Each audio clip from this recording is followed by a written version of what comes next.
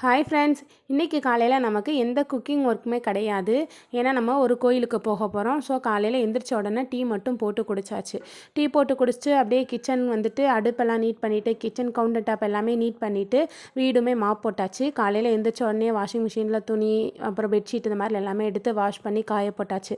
அந்த வீடு மாப் போட்டு முடிச்சுட்டு நான் அப்படியே குளிச்சுட்டு வந்துட்டேன். நான் குளிச்சுட்டு வந்த உடனே பாப்பாவும் நானாகவே குளிச்சுக்கிறேன்னு சொன்னாங்க. சரி நீங்களாவே குளிச்சுட்டு வாங்கன்னு சொல்லிட்டு அவங்களையும் குளிச்சுட்டு வர சொல்லியாச்சு.